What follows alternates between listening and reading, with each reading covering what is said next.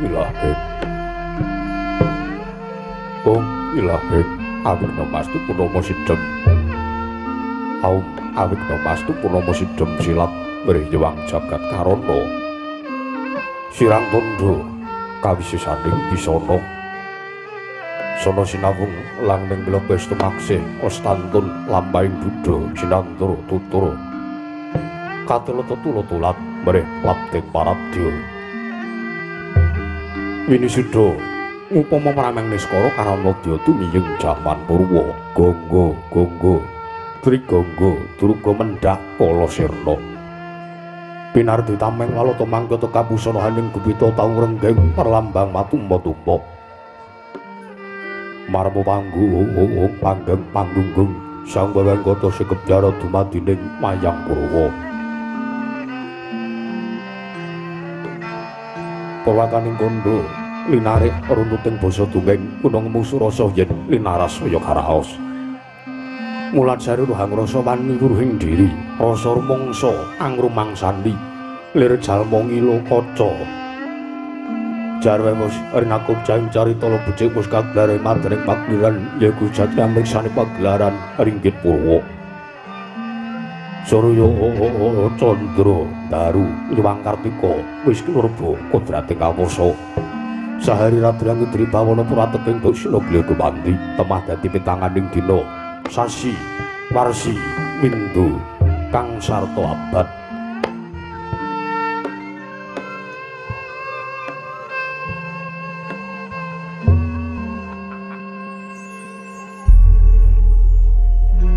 Petunglang mangkar toya sinirambun toya Jawa pating rempya. Dadu padhane kutu-kutu walang atoga burun wana miyang bruntu dadewa pranan tanpa wicalan. Padang terwangan sinari sandha kernang karsa purbawani jagat. Munging jagat wetan dumungup-ungup mungging kalingan mukrabang merangangah lamun kaeksayan dirat-dirata bumi.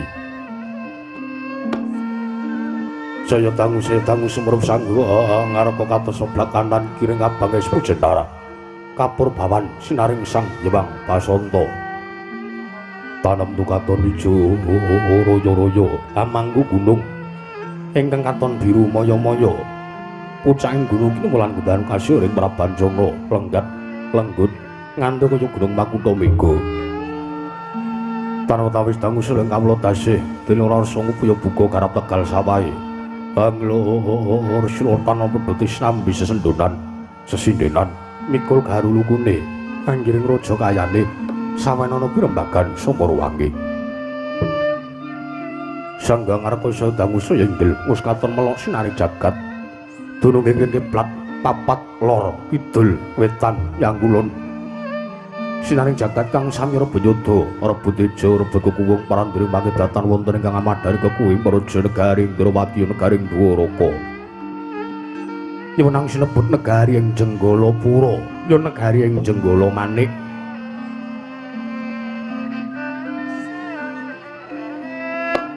Apan jaruk pambukaning kandha sarap ring pangge negari Dwarawati temati saking pulo-pulo bebanjaran. Sinasapan toya benawit nampi ombeng samudra binang langut kang tanpa pagut. Pegating paningal kapantuk uruting Cakrawala wane-wane cakrek ing wisik. Samanek nebing jurang corong kinepung gosera. Tinarya swing peksi lawet miyang sarang burung. Wonten ugi pasisir antar sasana jembar kebeganing pasir gumlaring garis pinggir. Tanem doang rembuyung royo-royo karang kitri, rowe-rowe ron klopo bumi subara pasiten pawur. Satengah tinandur karo tumangkar kawuryan dadi. Gunung-gunung bebanjengan rangsang langit lenggak lampeng tiyo kang mijil saking sendang ning tirtane. Pilih kang kinara para playune kang tinampi waduk binendung bendung kinaru hangleni sawah miwang pategalaning Narakisma. Mokal pangolahing tetani bebasan datanana bumi sak cekah ngengsela. Sadhe tinandran kang mrekapi pandhu Bathari Slagara Pasabinan. Yayaruk misarip kang minangka pratiwi.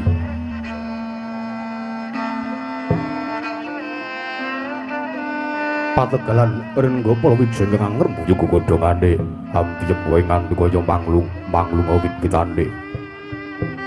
Pola kewendhem Polo kesimpara polo kumantung sadutan kujiwa cinawi dukulang kemawin sarasanding diri ngon-ngon rojo kaya ite iwen sansi yang rembuko lamun siang aglaring mangunan surup suryo bali mering kandangi sowang-sowang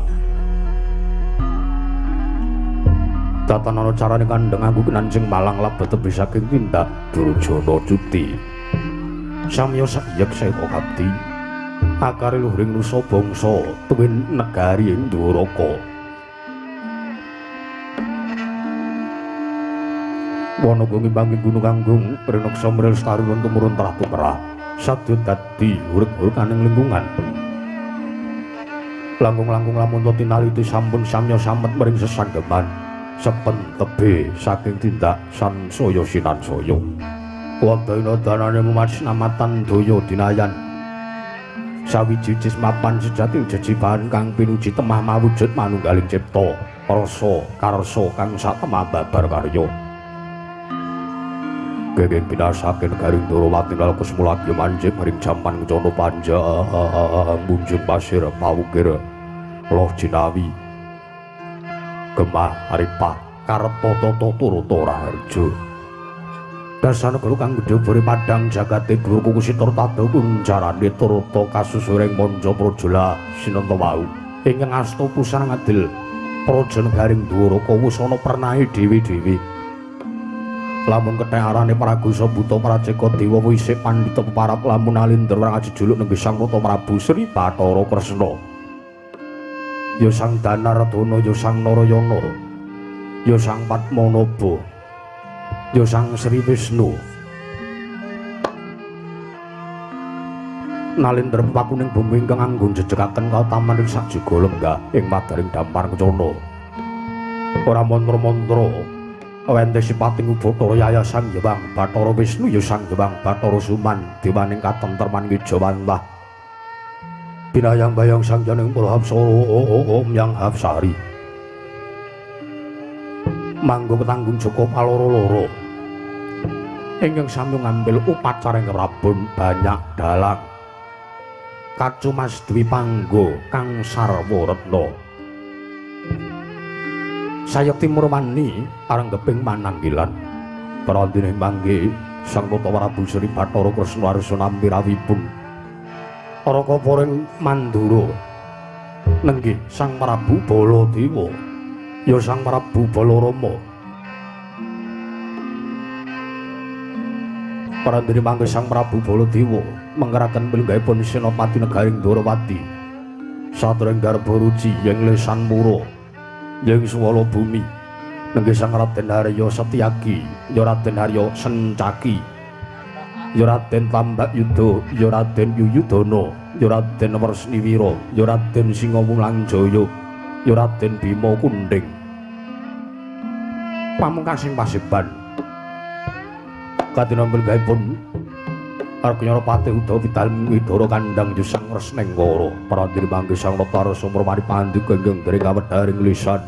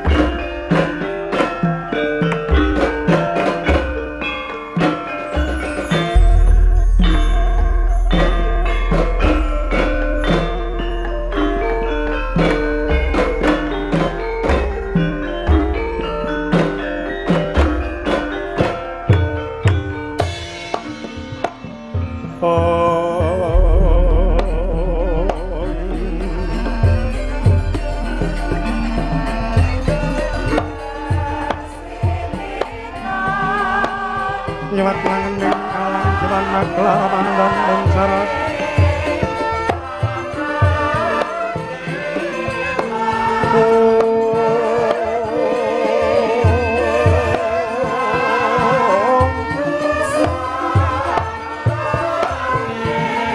Lur kakongan surem sorotetan adan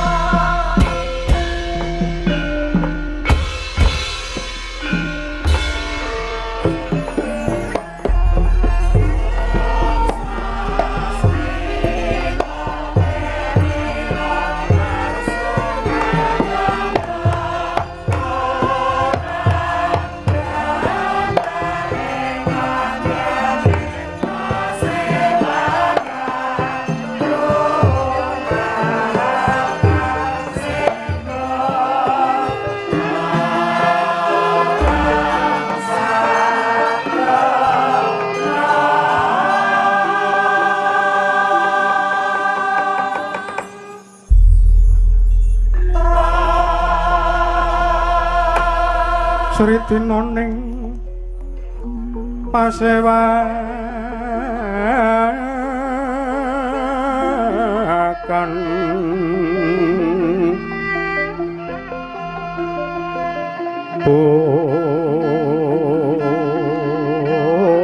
busana maneka warna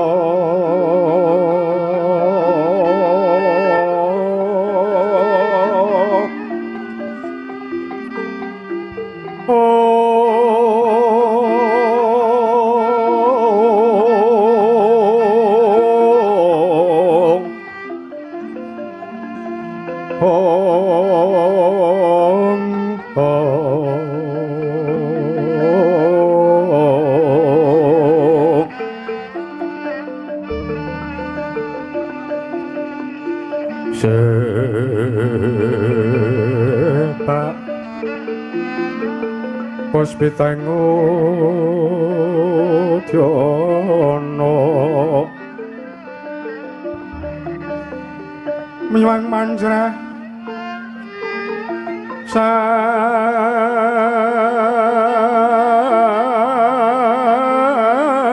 Sarwarokmo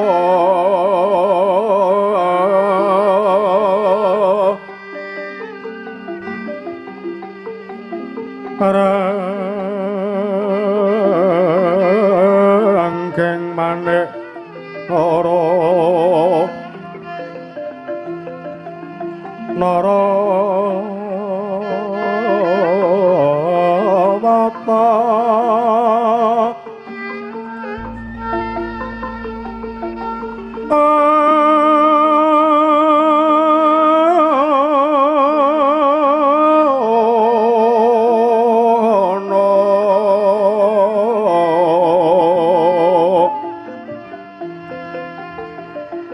Obro prabanyo kang sumirat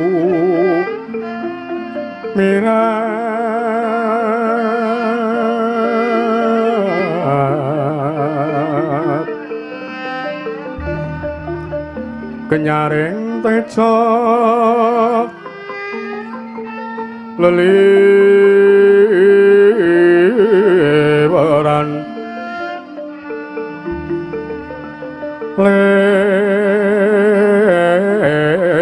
kilat sisireng tadet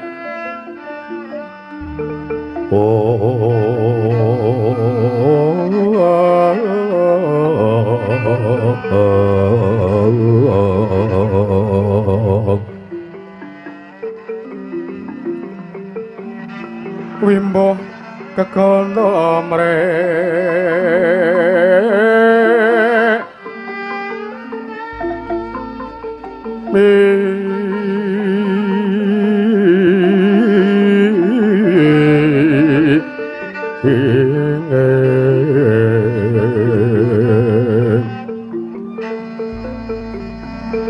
Kaping maruta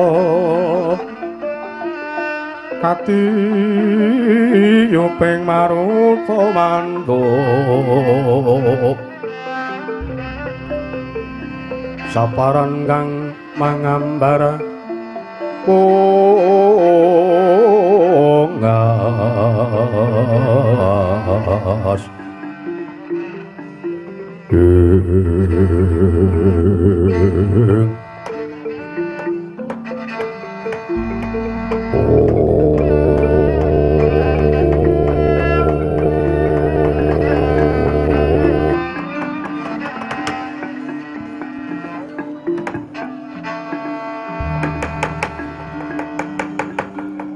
Ratune ratu utama patihe patih linuwe para nayaka Yasraja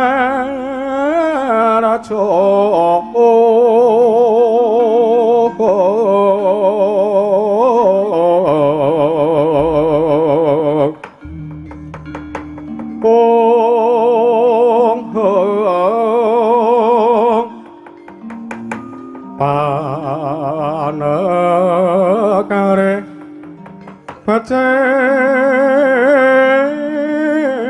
pece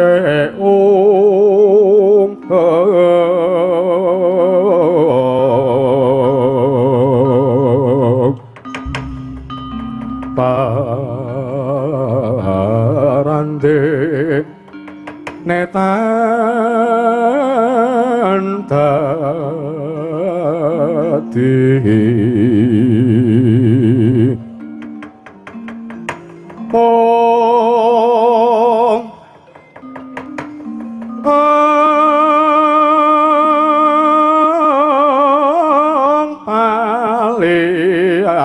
sing kala bantu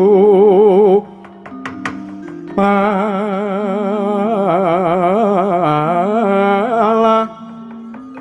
mangken andatra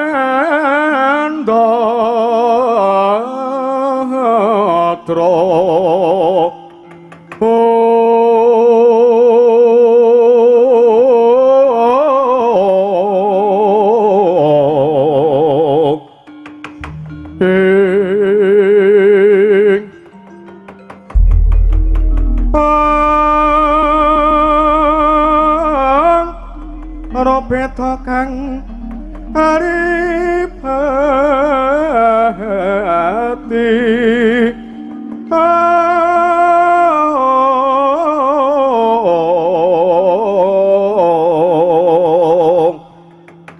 beta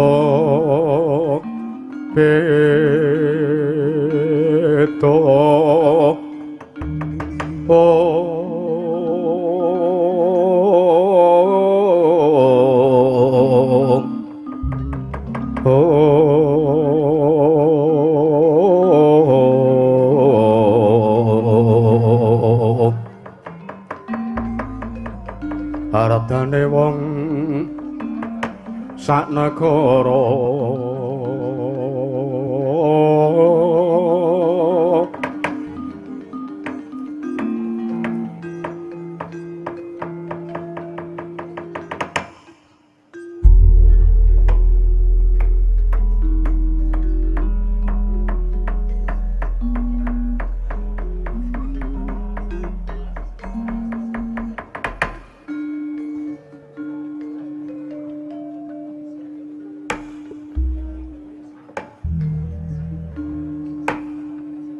Niwang suksmana mangadili nuwih ana sasmintan ingsun jagat wasisaning Bathara wong bawana langgeng sinunggita tanawrat ora mengko dhisik Kakang Patih Udawa Kakang Patih Kresnengkara kaya ndadekake kaget pekenira si Kakang Patih Udawa wondene sira ingsun piji ana ngajengan manira Kakang Patih Udawa. Nun inggih diwaji sembahan kula. Pengayoman kula nrimada pada prapting delahan. Gusti kula sinuwun marang Bundurawati, sinuwun marang Sri Bathara Kresna sinuwun. Wanter sabda tama paduka njeng sinuwun amiji dhateng wiswanipun ingkang abdi kepatihan. Ing jawi sanget damel kuwatos sing manah Pindaran Salomba pinanjering alun-alun kumitra caruk maras. Nanging sareng wonten ngarsa paduka Kanjeng sinuwun manah kula tebih saking raos kemarasan wontenipun namung ayom-ayom tata titi yang tentrem salebeting manah bingah tanpa pami kepareng kula nyadong dawuh timbalan paduka Kanjeng sinuwun nun inggih. Ya Kakang Patih Udawa. Marmane sira ingkang dak piji minangka dadi badal wakiling ingsun marata diagi pranata tata rakiting kamarajan negara ing Ndarawati aturna marang panjenengan ingsun sak mendhang aja nganti ingkang karempin. Kakang Patih Udawa menawi paduka ndang ubat tata rakiting kamarajan negaring Ndwaraka sinuwun tentu sadotan badhe nguci pandi para kala samya sayek seka kapya karya luring nusa bangsa tuwin negaring Ndwaraka mandhapipun dumateng Sang Hyang Prajuritan ingkang boten kendhat donya tansah gladhen ulah keridaning kaparang sawanci-wanci praja paduka ing Ndarawati katembing marang buka tartentu boten badhe anggepa kunca paduka Gusti kula jegsinuwun ingkang abdi kepatihan remuk kasawruna putung semangga kabandhemna sinuwun nun iki. Ya Kakang Patih Udawa. Gawe bombong sarta gawe marem tiasing ingsun teka jangkep kang dadi aturmu Kakang ora lewat pakaryan kang utama wae tindakna selawase urip. Sinuwun. Sedaya menawi sampun paduka dhawaken tartemtu kula mboten badhe suwala nanging dereng lan sak sampunipun kepareng kula ngaturaken sembah sungkem mangabekti kula kunjuk sandhaping padha paduka Gusti kula Sang Rata Sinuwun marang Bundurawati. Ya Kakang Patih Udawa. Marmane Kakang Udawa atur bekti marang panjenengan ingsun ora lewat tak tampa tiba padha-padha ya Kakang Udawa. Prayoga nunggonmu ngadhep ana ngarsaning ingsun. Sampun boten kirang prayoga. Ya inuk. Ora mengko sithik kadangipun Kakang Dimas Ngarabaruji. Setyaki nggon musuhan ngersaning pun Kakang padha kandhir harja sak pratamu. Kadangipun Kakang Tambak Yuda.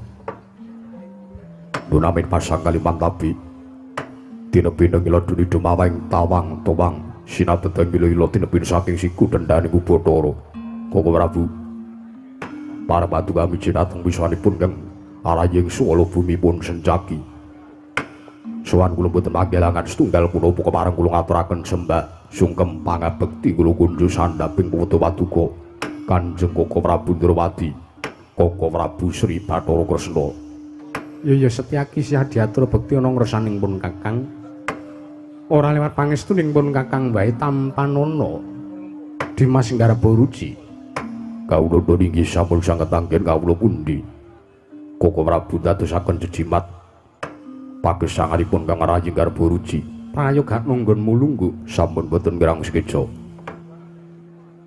Nun mangke Koko Prabu Baladewa. Koko Prabu Balarama. Sewelepan aturipun ingkang Arayi Ndrawati tadah wadana mbok bilih ngantos arandhat anggen kula nampi rawuh paduka Kanjeng Koko Prabu ing Mandura. Kuciwa tiasing manah paduka mestinipun ning atasipun paduka rawuh wonten Praja Negaring Ndrawati teka kula mboten misungsungaken menapa-menapa. Katidhek rawuh paduka mriku sengkan-sengkan datan pepuboyan. Datan maring cecoling saderengipun mesti kewala menawi ingkang Rayi Ndrawati mangertosi bilih paduka Kanjeng Koko Prabu mriku badhe rawuh wonten Praja Negaring Jenggalapura. Tartentu ingkang rayipun Sri Bathara Kresna harsa ngrakit krita kencana kinarya medhuk paduka Kanjeng Koko Prabu saha nyawisaken Hirmawar kinarya miji yampian paduka Kanjeng Koko Prabu Baladewa. Nanging ewa semanten Koko Prabu gandeng sampun watawis dangu rawuh paduka wonten Praja Negaring Dwaraka keparenga nampi asung pudya pangastawa tuwin Pambagiraja kula mugi kunjuk wonten ngarsa paduka Kanjeng Kaka Prabu ing Ndara ing Mandura Kaka Prabu Baladewa. Ya jagat pangestu Ngrawaya Bathara jagat Patendra Jaladewaku. Walah dalah. Ya. Kresna aja walang ati. Ya senajan to piye wae kananing pun Kakang. Anggonipun Kakang sowan ana ngersaning Yayi Prabu Kresna ing Ndarawati. Mungguhmu iki kurang prayoga, mungguhmu iki kurang pantes yen to dipisungsungake ana ngersaning pun Kakang. Nanging Yayi, kaya ngapa gedhening rasa panarimaku? Najan aku kuwi urip ora madeg Nalendra wae, aku wis bungah. Najan to aku urip ora nyanding garwa Prameswari, najan to aku gesang ning Padyapada iki ora lungguh ning dampar kencana ning atiku wis tentrem. Inggih. Mergo ngene. Tak rasa pun Kakang iki saya ndak le tuwa, ndak umur, ndak sepuh. Ngono. Pun Kakang iki ora arep nguber kadonyan. Menapa mekaten? Iya. Syukur pinagi sewu. Mangayu bagya sekedhi jumurung Kaka Prabu. Ya. Pambagiraja Sapapudya pangastawaning Siyai adi wis tak tampa Kresna. Ora lewat pun Kakang ngaturake salam taklim kuwahe katura ana ngersaning Si Adi Ndarawati. Kresna. Ya sampun sanget anggen kawula pundi. Damel bombong casipun ingkang rayi pun Padmanaba Kaka Prabu. Kaka Prabu ing Mandura. Kaka Prabu Baladewa. Lajan ingkang arayipun Setyaki ngaturaken sembah sungkem pangabekti kula kunjuk. Kaka Prabu Balarama. Ya. Kadangipun Kakang Dimas Garbaruci Setyaki wis tak tampa. Ora ana pangestuning pun Kakang wae Tampanana Si Adi atur bekti ngersaning pun Kakang gawe marem atine wong tuwa. Sampun sanget anggen kawula pundi. Boten langkung kaprayugan lenggah padukan Kaka Prabu Balarama, Kaka Prabu Baladewa Mandura. Setyaki kaya ora kurang kepenak. Nun mangke sinuwun. Sanajan ingkang abdi kepatihan pun Udawa, kula ngaturaken sembah sungkem pangabekti kula kunjuk sinuwun. Kakang Udawa iki kasinggihan mekaten. Jagat Dewa Bathara Kakang Udawa. Yai nun wonten timbalan. Sadurunge aku matur karo Kakang Patih Udawa, pancen wis tak tata arasaning atiku. Nggonku ngrakit ukara aja ngasi gawe boreh atining Kakang Udawa. Mergo apa? Jagat iki wis padha nyekseni. Wong sak negara Mandura luwih-luwih Ndarawati wis padha pirsa, wis padha ngerteni, wis padha meruhi yen to Kakang Udawa kuwi tinemu werda. Tinemu kadang werda saka Baladewa. Mergo ngelingi labuhan nalika uripna ing Widara Kandhang. Cilikanku tansah mbok kudang sartane tansah dimong dening Bapa Sagopa. Mula sing gedhe pangapuramu aja lara ati, aja kagol ing panarima. Yen to Setyaki sing ngaturake sembahan kursane Baladewa tak tampa kuwi lumrah. Jen nyatane Setyaki kuwi kapernah adiku.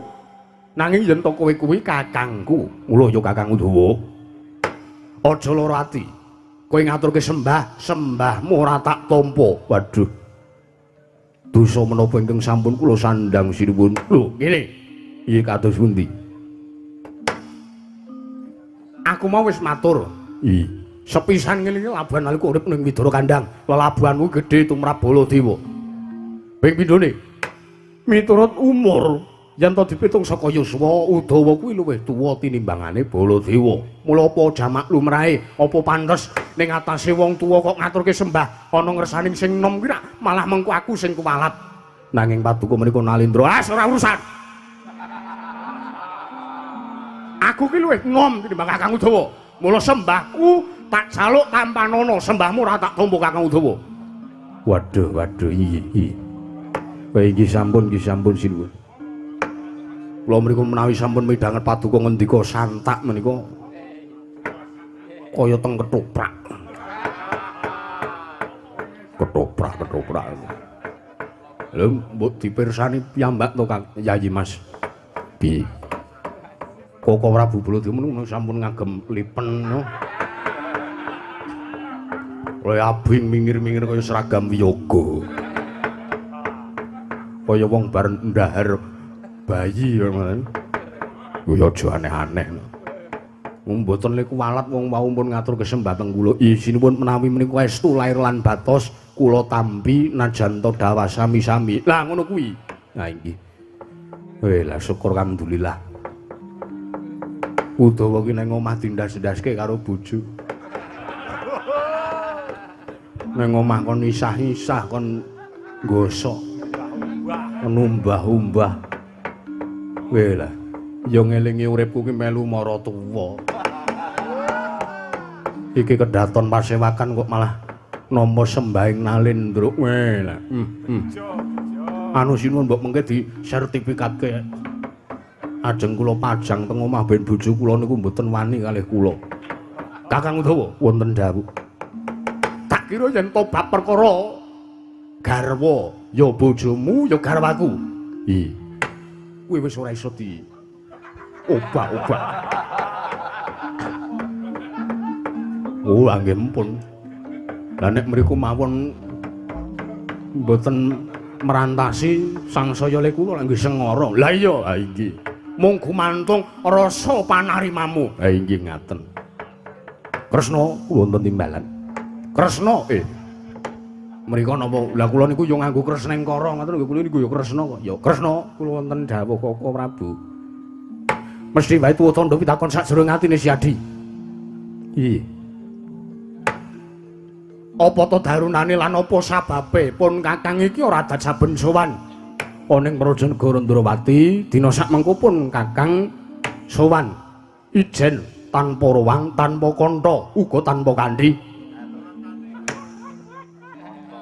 Mesti wae Si Adi wis nyokra bawa yen to sowaning pun Kakang iki sajak semu gembol wigati. Mula aku njaluk Purbawasisa ngersaning Yayi Prabu Ndrawati pun Kakang tak maju tak mingset nggonku sowan merga ana perkara ingkang bakal tak aturaken ngersaning Yayi Prabu Ndrawati. Kresna. Koko Prabu. Kula ngrumaos sinajan kula jejer Nalendra wonten negaring Ndrawati nanging menawi kula nampi rawuh padha Kanjeng Koko Prabu Baladewa menika tartentu sadaya wekdal saha Purbawasisa najan kula Nalendra nanging kawon kalian perbawanipun madu Kanjeng Koko Prabu Baladewa. Ayo. Pramila wekdal kasumanggaaken ingkang rayi badhe nungsung merton nganglungaken jangga nilingaken karna mastuti sabda tama dawuh pangandika padu Kanjeng Koko Prabu Baladewa. Koko Prabu Anjrah ingkang puspita rum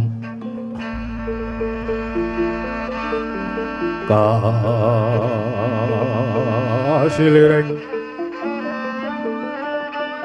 samirana mrek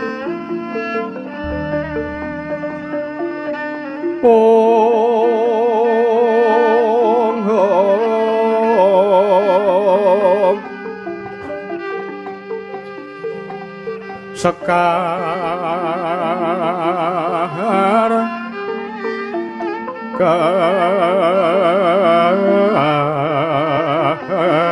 kadung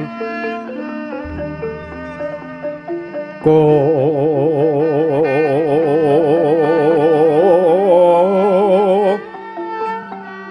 ngas kandhano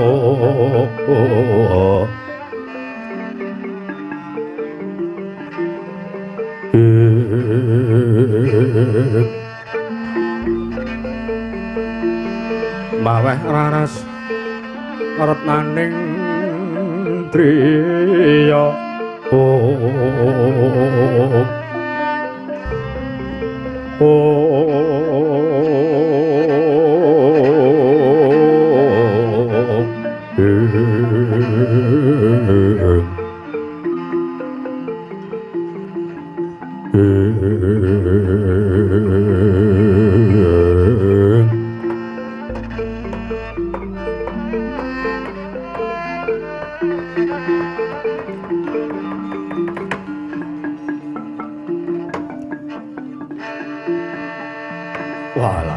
Ya jagat pangestu Ngrawayau Bathara jagat.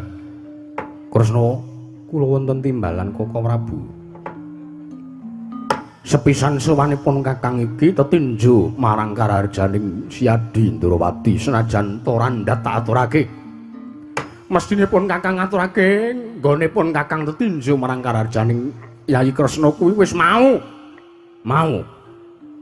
Sadurungipun kakang suwan mrene. Inggih. Yo. Nanging ana rasa sartana wigati ingkang tan bangkit pinambeng. Dadi gegembolaning rasa arasanipun kakang ingkang wis tak gelar, tak gulung, tak petung, tak petang. Aturingipun kakang iki kira-kira bakal kanggep luput apa ora dening Yayi Prabu Kresna. Katitik pun kakang kuwi najan tinemu werda, nanging pun kakang wedi yen to ngasi mengko pun kakang kena siku dendaning dewa. Jur nyatane apa? Yayi Kresna kuwi titih Sang Hyang Bathara Wisnu ya Sang Hyang Bathara Suman. Mula yen to nganti aku kuwi ndhisiki marang keparenging dewa, pun kakang wedi kena welak ing Jawata. Yen to ora tak aturake kok malah mung dadi penyakit. Nyatane kabeh iki mung dadi gegembolan rasa sarta gegembolaning nalar. Merga lara laraning raga kuwi gumantung saka nalar. Yen to nalar kuwi tansah digunakake kanggo mikir sing becik-becik, yen to nalar kuwi wening. Yen to pikirane kuwi resik, ragane mesti ya bakal waras. Inggih. Kosok balene. Yen to pikiran kuwi kebak perkara ingkang saru, kuwi malah mung ngrusak raga. Inggih, leres menika Prabu, leres. Iya. Mula kepeksa pun kakang kudu matur ana ngersane Yayi Kresna senajan tomboh mengko dewa nganggep pun kakang iki dhisik keparenging dewa apa piye? Aku ora gagas. Merga iki wigatiku pribadi. Perkara kena saru siku ning dewa kuwi mengko urusanku karo sing gawe urip. Inggih. Yo. Menapa ingkang badhe paduka ngendikaken? Ha iki ngene. Bloko Suta Kresna. Telung candra kepungkur pun kakang iki nampa sasmitaning para Jawata lumantar pasumenan. Nalika semana dewa ngendika marang pun kakang. Wanter sadaning dewa liwat ana ing marganing pasumenan nalika semana aku didhawuhi supayane nggayuh kanugrahan. Inggih. Kanugrahan menapa? Engko sik. Dewa paring dawuh yen to pun kakang kudu nggayuh kanugrahan. Wondene kanugrahan kuwi mau mapane ana ing Astana Gadamadana. Monggo ana ing Astana Gadamadana kuwi papan pesanggraning para leluhur turas getih Mandura kelebu Kanjeng Rama Prabu Basudewa. Ya wong tuaku ya Sudarmamu sinarekake mapan ana ing Astana Gadamadana. Mula ora aneh yen to pun kakang antuk sasmita kanggo ya mangkono. Merga ngene. Pun kakang iki kalebu putra pambayon saka Kanjeng Rama Prabu Basudewa. Kresna, sasmita saka para dewa sing tak tampa lumantar pasumenan iki mau bakal tak tanjake marang ngersane Yayi Prabu Ndrawati. Bakal tak tanjake nang ngersane Yayi Prabu Kresna. Kepiye? Munggo pamrayogamu lan kepiye munggo iku pratikelmu, Yayi. Nuwun sewu, Koko Prabu. Piye? Menapa para Jawata ingkang paring sasmita dhateng arsa paduka menika kula merdekaken kanugrahan menika wau sinebat menapa lan wujudipun menapa wanter kabar utawa sasmita utawa wangsit sing tak tampa cetha sardaning dewa ingkang lumantar jroning pasumpenan iki mau Kresna yen to dina sakmengko iki bakal ana tumibaning wahyu kang aran Wahyu Purba Sejati. Mula ngene sak jejumlek urip ana ing alam padhang Baladewa kuwi urung tau kok sing jeneng gayuh suwijining wahyu. Mula gandeng sasmita sing tak tampa iki mratelakake yen to Baladewa kudu gayuh wahyu, mula iki isa ora isa. Saguh ora saguh Baladewa kudu kedurungan wahyu. Mula Kresna, gandeng sira Yayi Prabu Ndrawati kuwi nalendra ingkang wasis ing samu barang lir. Aku tak njaluk tuntunan. Aku tuntunan supaya aku entuk wujuding Wahyu Purba Sejati kuwi mau. Aku tuntunan Kresna. dituntun nganti kaya mboten iso nemeti mawon. Udawa meneng. Nggih. Kula menika niat kula nggih namung saur-saur manuk kemawon. Ya. Kowe mengko yo bakal antuk kanugrahan. Wah, inggih syukur. Merga kowe kuwi uga turasing Mandura. Nggih, nggih. Nek isih uman, Waduh. Ana terus mboten uman pripun? Mosok golek wahyu kedah teng warung Madura. Aja clemungan, mboten Yayi Mas, mboten. Aku njaluk dawuhmu Kresna. Koko Prabu. Iya. Lah kok gathuk kalian menapa ingkang kula tampi lan gathuk kalian menapa ingkang kula raosaken? Piye? Ana perkara apa? Kawuning ana Koko Prabu. Saptari kapengkering kang Rayindwaraka menika ugi nampi sasmitaning dewa. Wela dalah, wela.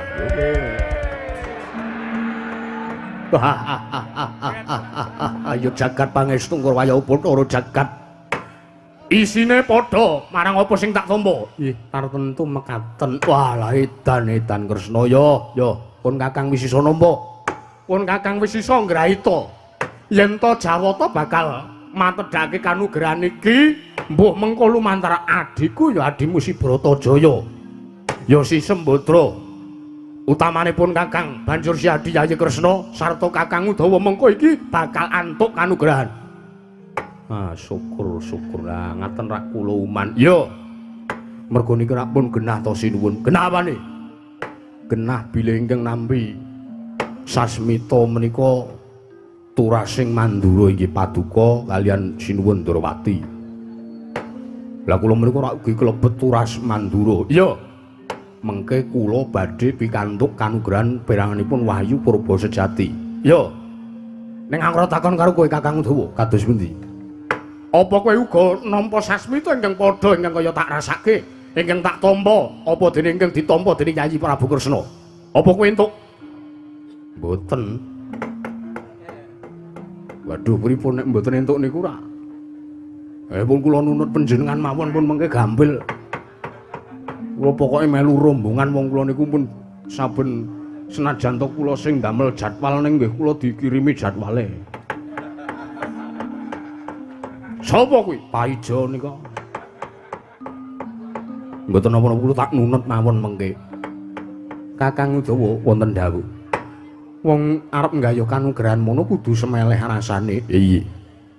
Kanugrahan kuwi ora kena dijaluk, luwih-luwih kanthi srana peksa. Kanugrahan kuwi bakal tumedhak marang sapa wae ingkang resik lahir lan batine. Adoh saka panggawe cidra tansah cecaketan marang tumindak ingkang utama adiguna dudu. Kaya adiguna iki. Wingi teng Tangerang niku ngoten kaya Koko Prabu. Iya. Lajeng kula nyuwun iguh pamrayogi. Katitik saderengipun kula nampi rawuh paduka menika, kula ugi sampun rembugan tetarusan kelan kadang kula inggih pun Yayi Sembadra. Wong sing rembug, Ewa sing rembag. Yayi Bratajaya menika ugi pikantuk sasmitaning dewa tanpa benten, tanpa beda kados dene sasmita ingkang kula lan paduka tampi Koko Prabu. walah dalah. Ayo Kresna ya. Ya. Banjur aku njaluk jlentre, Wahyu Purba Sejati kuwi apa? Mergo ngene. Dewa kuwi ora nuduhake Wahyu Purba Sejati kuwi ana pira lan apa wujude. Jawata ora paring dawuh. Kula sagah matur nanging kula mboten wantun. Lho. Sebabe Menawi kula ngantos matur peranganipun Wahyu Purba Sejati ingkang kula tampi lumantar wangsiting Jawata, lajeng atur kula pun tampi dening paduka Kanjeng Koko Prabu, mangke wonten tetembungan ugi ingkang wonten ngarani bilih kebo nusu gudel. Nek kebone gelem nusu, gudele ya gelem disusuhe ora apa-apa. Wong ki sing penting mung kari pangudine Kresna. Lho lah nggih, lho lah iya. Mung kari kowe karo aku ki sarujuk apa ora? Kowe karo aku ki mathuk apa ora? Angen-angenku karo angen-angening si Adi Kresna kuwi gathuk apa ora? Nek kula gathuk, sembuh. Kowe arep gathuk ora gathuk sakarepmu. Nggih. Wah. Mau disembah saiki diunek-unekke wis. Apa kelakon mulih bali isah-isah.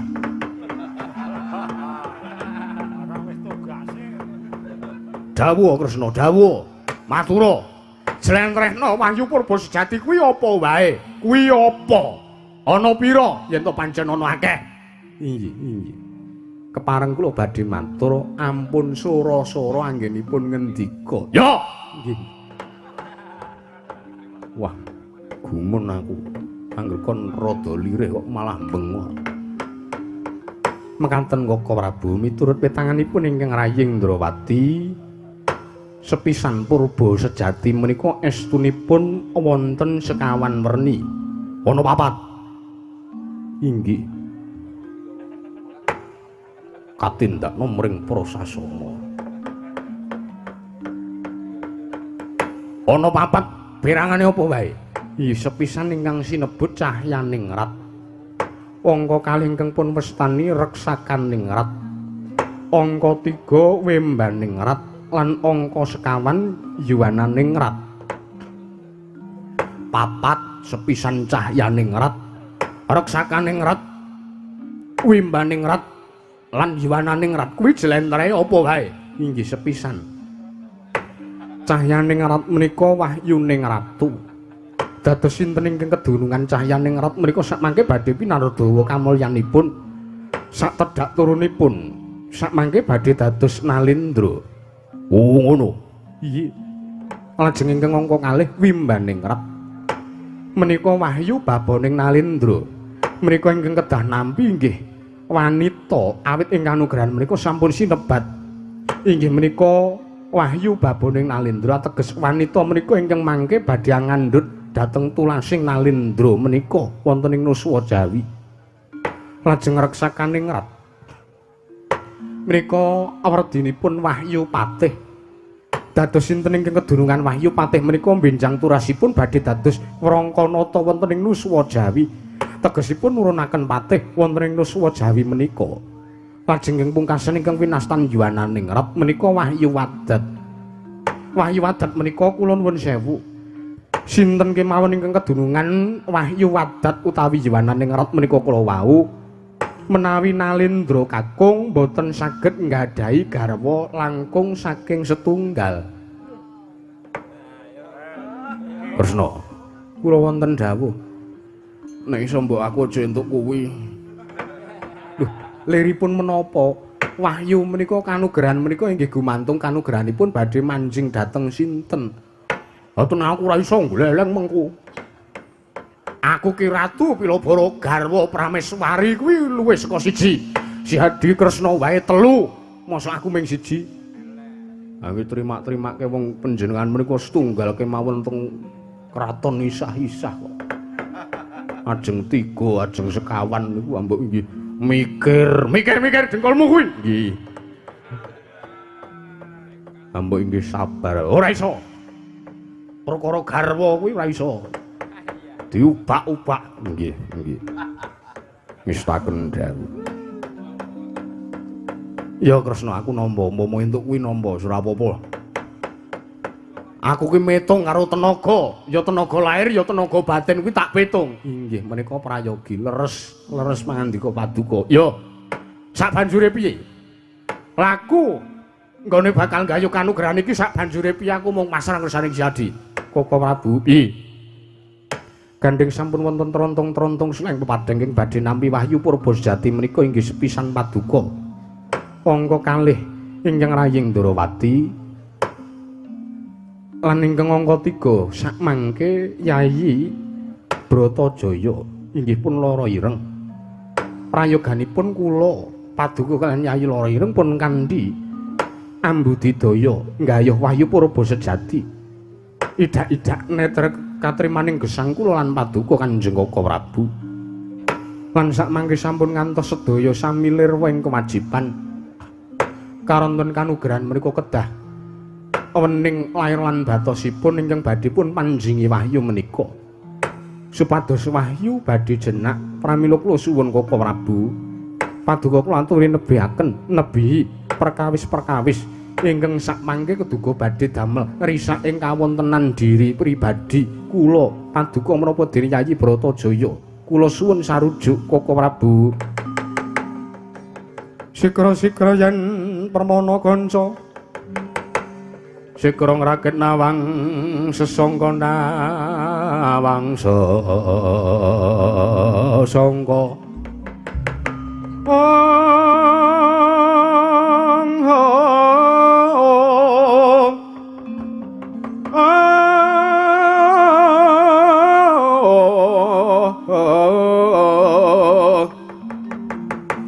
Nalendra mbek marwa sing sang katriku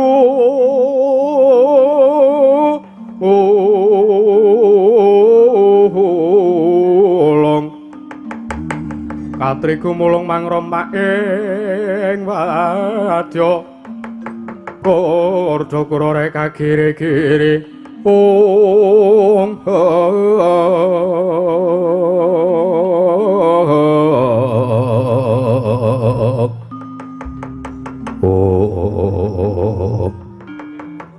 Didemataning pasewakan negaring Durawati. Nalika semanten ron-ronan datanana ingkang obah samirana datana mampah. Sangka gang merbawaning Sang Nata Prabu Baladewa ingkang kagiat nampi pangandikanira ingkang rayi Dwaraka. Nalika semanten Gyati nampi lair turusing batos mewah sak juga sarujuk kalan menapa ingkang den dawuhaken dening Kang Rayi Sang Prabu Sri Bathara Kresna. Nalika semanten dadosaken kanyut kang minangka warju. Kanut jaring wakut aganten warju jaring wakeca. Nginanga durung abang itu durung manjing dasaring pertala. Kasaru gegering jaba piyak ngarsa tangkeping mrika maseban pun wamuk apa to kang dadi darunane lombo. Ora ana macan putri gajah ingkang medhung saka wandilan. Kejawi amung Sawaning Nalendra saking tlatah sabrang Galea kaya bareng nganti nanggap akar kaget kang samya mulat.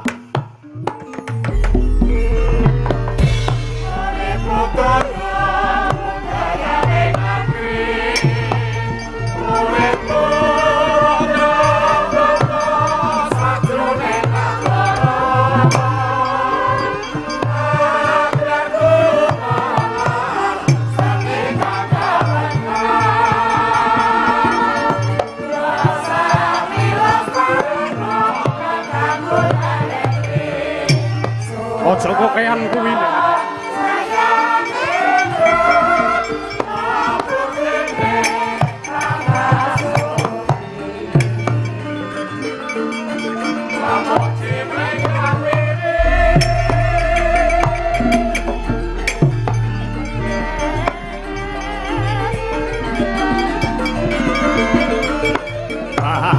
Run wo!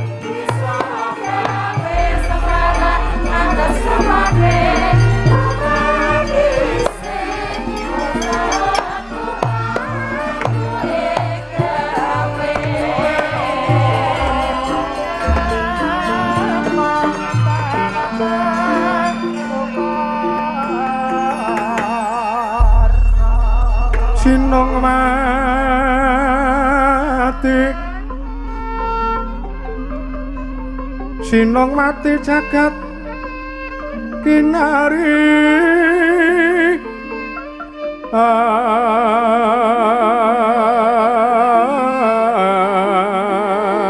among mbak lumembak ombak ing samudra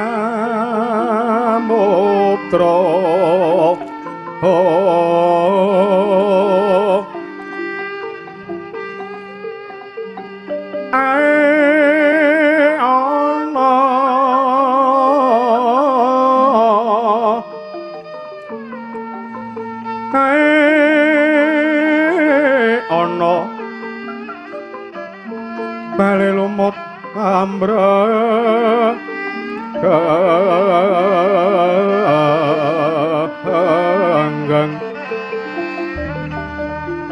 awito dencengan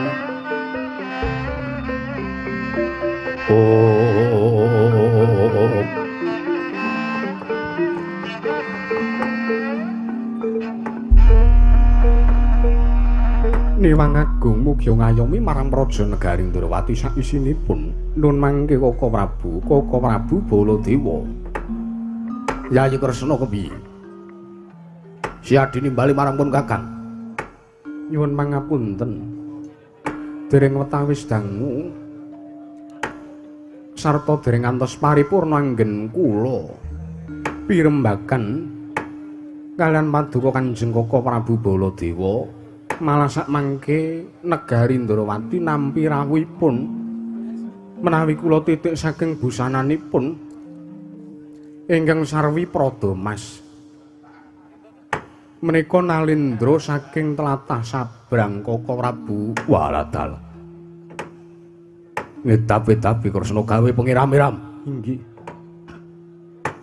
Ngatasi ratu awake ming siji kok suwenge 5 lho. Kupinge ming 2, suwenge ngisor dhuwur kiwa tengen nggone kabeh. Ha mbok bilih menika piantun serep. Kresna wonten timbalan. Timbalana sawaning ratu iki kanthi becik, aja ngasih gawe gelaning ati. Inggih. Sebab apa? Tak kira iki dudu ratu damen-damen. Mergo yen to ngasih iki mengko ratu srawunge apik marang ngersaning Siadya putrinipun Kakang mesti bakal nuwuhake kabecikan lan katentreman tumrapun Kakang lan Siadi sak kadang katihan Ndrawati putri Mandura. Mekaten. Yo. Koko Prabu kula aturi lenggah ingkang sekeca kaya wis ora kurang kepenak. Nun mangke kisana. Sampun nginten kula tumambu yekti saweg sepisan menika kula wanuh. Paduka menika nalindra saking pundi sinten jejulukipun kisana?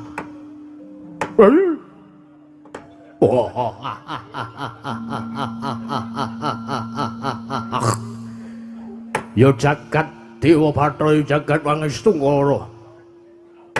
Ya bandhaku, ya donyaku, ya amal-amalku dhewe. Isiwun.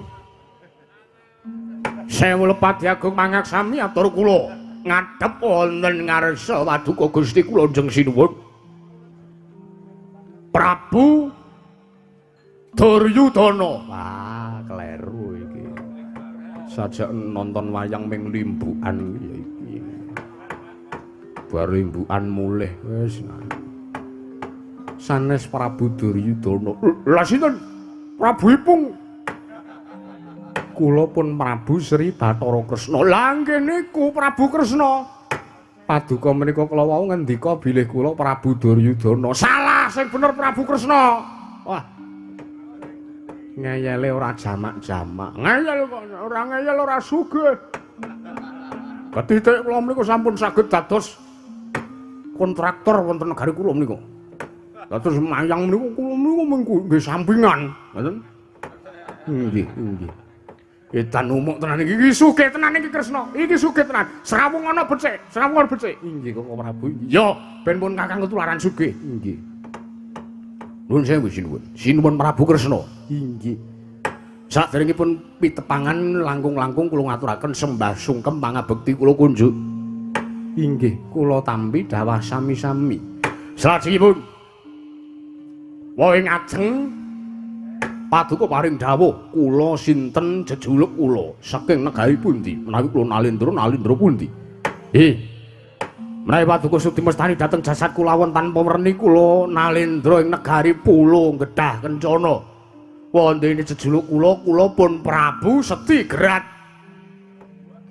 Prabu Setigrat Nalendring Pulo Gedhah Kencana. Nggih.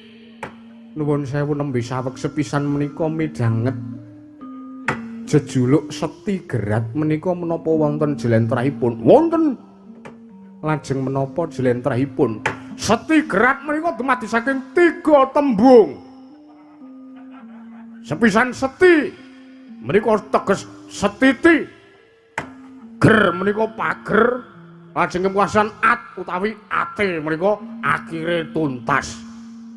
Menika dipun jlentrekaken setiti anggenipun melumpat pager akhire tuntas le maling karang pegawean kula menika maling. Lah mila saking menika kula dipun paringi jejuluk Hendrik.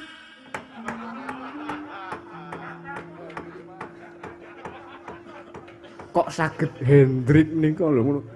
Setiti anggenipun melumpat pager akhiripun tuntas anggenipun maling. Kok saged Hendrik sanes Setigrat Hendrik menika ingkang mulas kula menika Hendrik menika.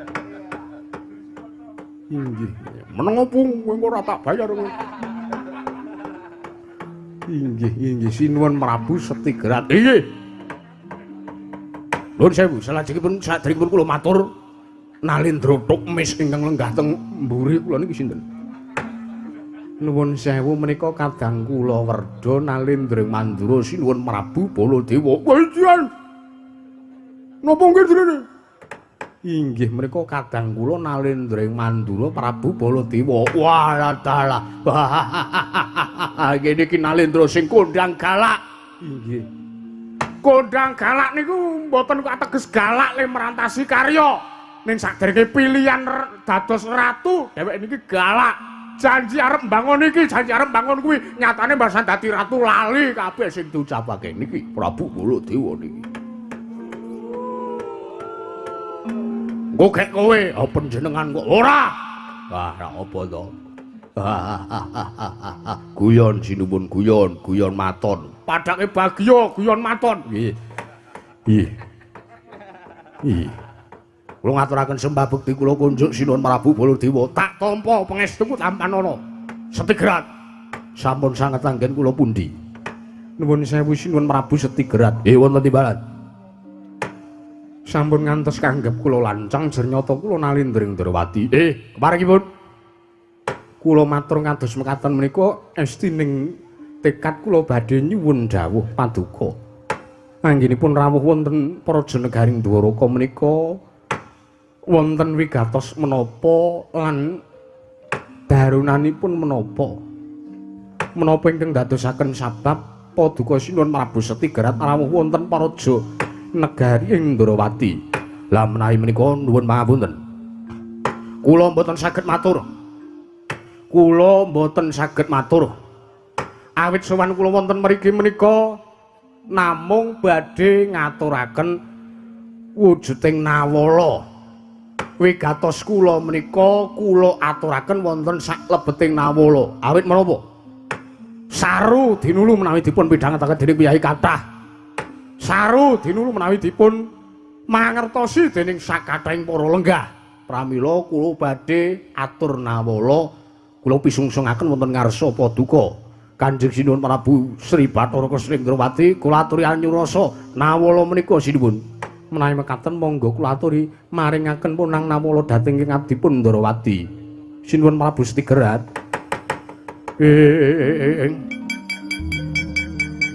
Majeng Siti Kong Siti Tanaya.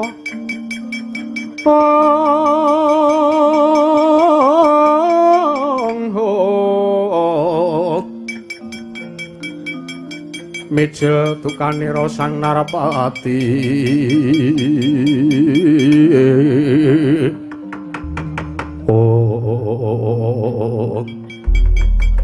Nalika semanten tinampi ponang Nawala saking Sang Prabu Setigrat.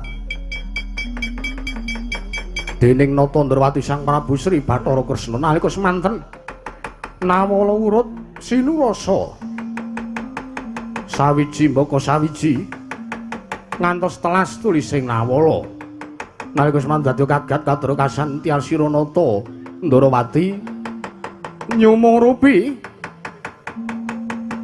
surasaning Nawala ingkang sajak damel bingung raos sing manah nalika semanten ya kagiat kadrukasan kagiat risang kapirangu ngre nanggul kinempet kaempet dosang retnaning bawana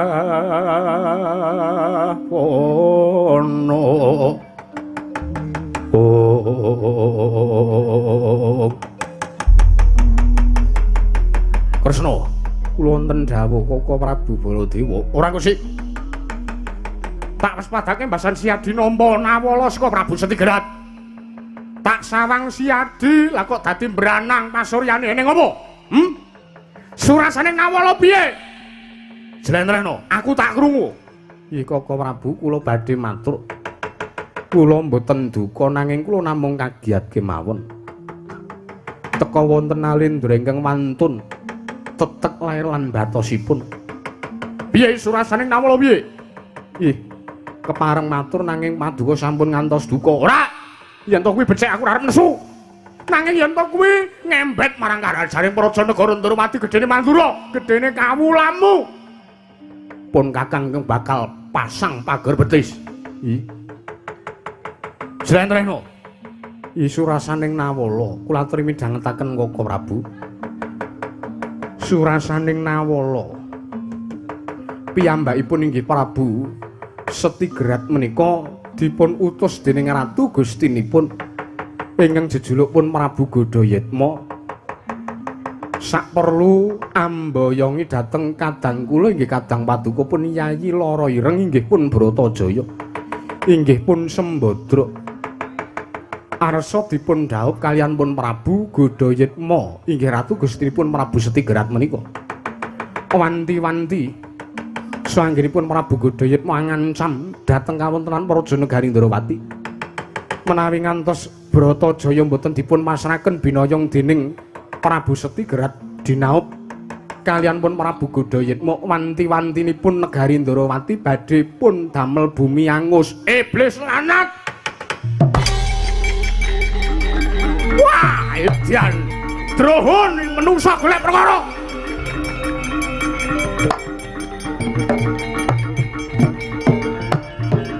Wah.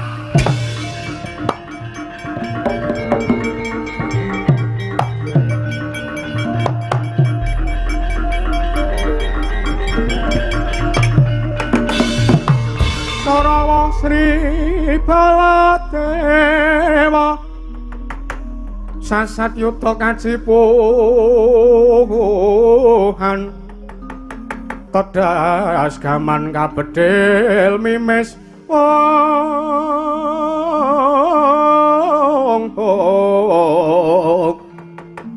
ngajur karnanira mangsa kya mlajara mutra-mutra Kya mlajara mutra-mutra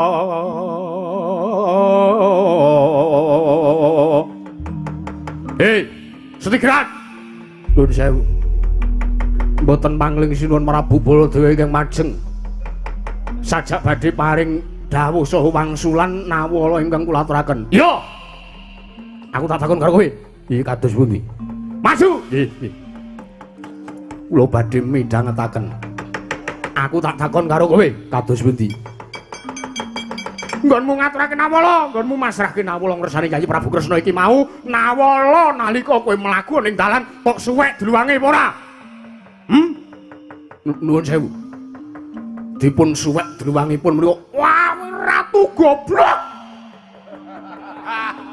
Kowe ku ora mudeng sasmita.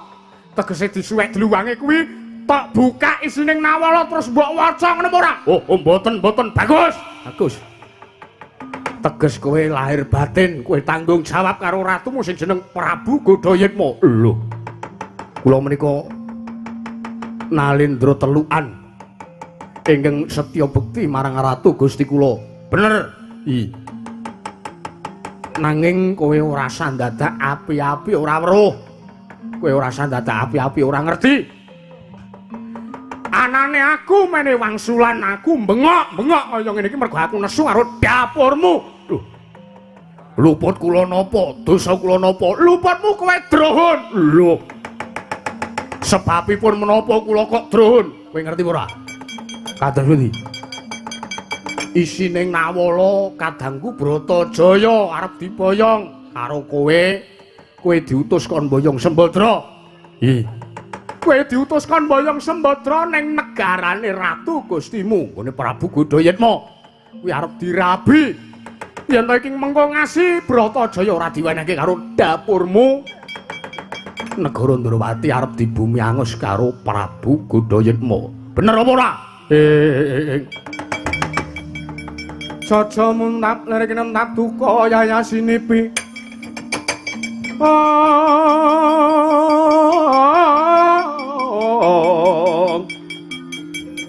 Caca bang mawinga-winga yen sinabet marang sagedheng.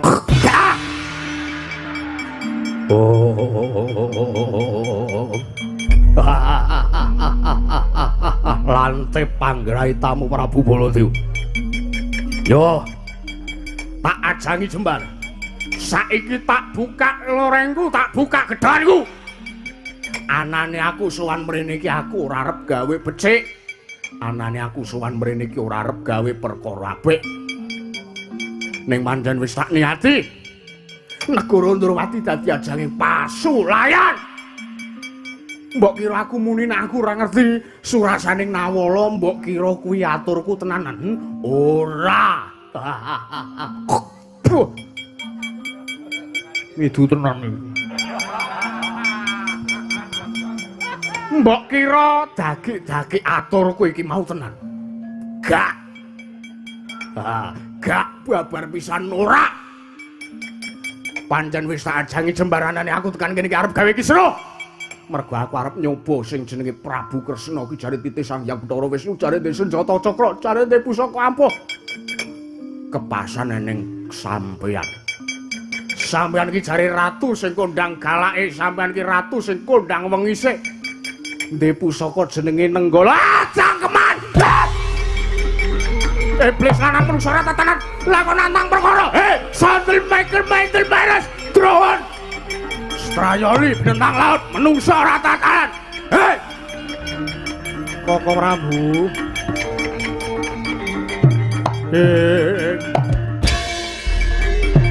Wah, piye iki Kresna piye?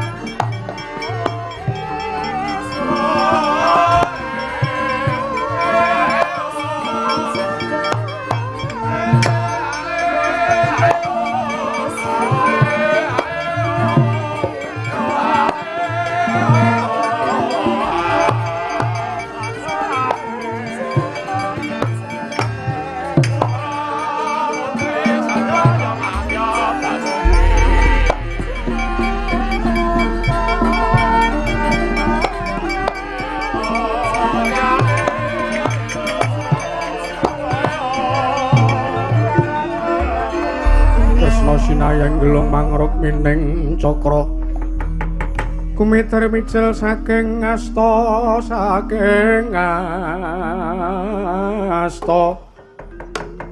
mintonaken dewe kramanira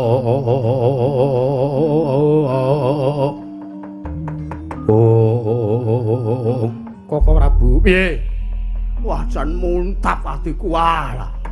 Walah edan. Piye iki Kresna piye perkara kaya ngene iki kepiye? Nuwun sewu. Tiang Jawi menika kedah ngugemi tembung aja gumunan, aja kagetan sarta aja aleman menika kedah dipun ugemi. Ya. Aleman Baladewa. Asem ki. Walah edan Kresna di ngapura ya Yayi inggih. Paduka menika menawi menggalih utawi menawi ndadaki perkawis kok kanthi rasa pangrasa ingkang kados mekaten menika kula wau tundhanipun malah mboten becik paduka piyambak ingkang kewirangan. Wirang aku. Walah edan. Ning aja tok pambengi. Ratu kaya tak tigas janggane Ratu Drun kae. Nuwun sewu. Nuwun sewu. Paduka menika rawuh wonten pundi? Ning negaramu, negari pundi? Ndorowati. Sopo nyampar gelas ya?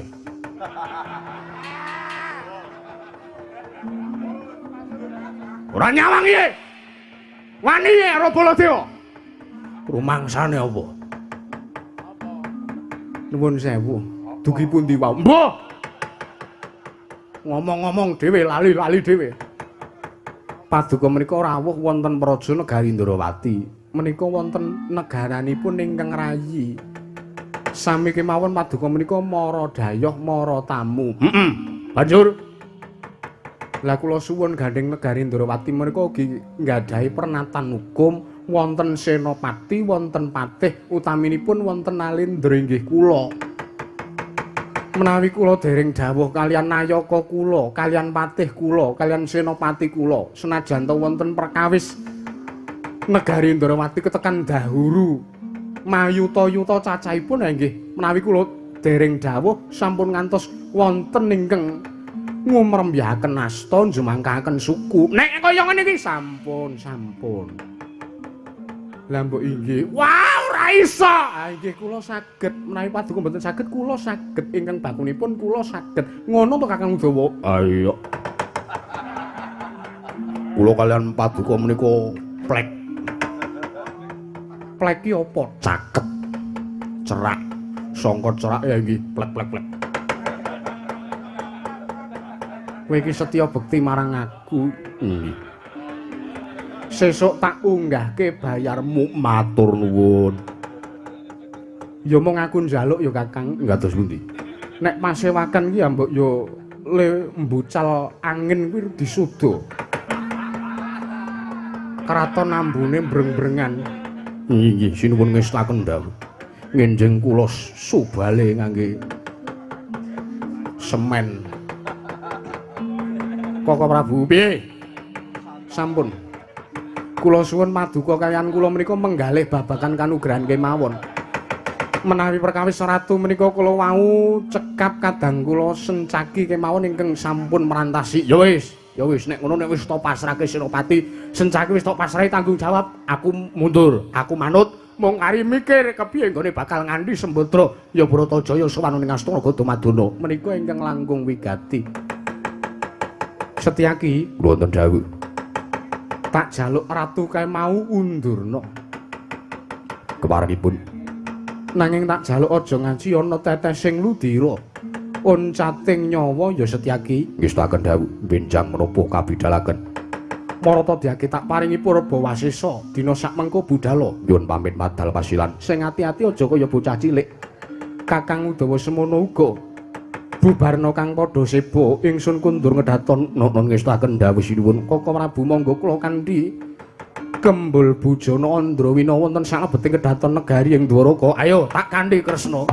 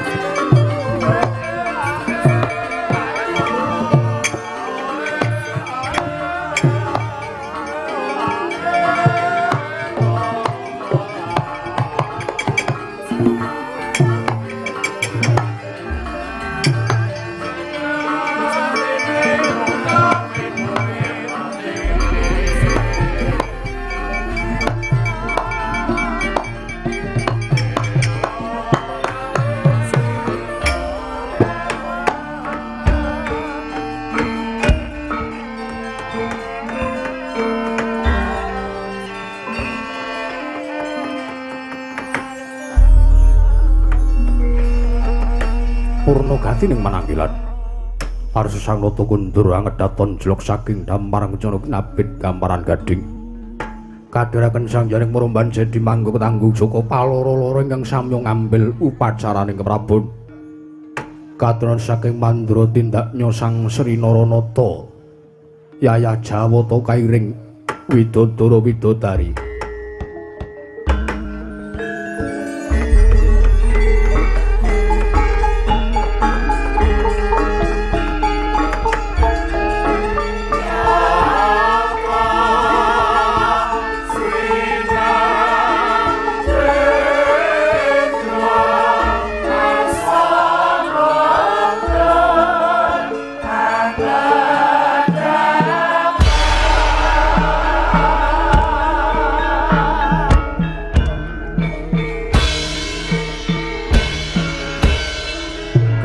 Bawanyo sang nata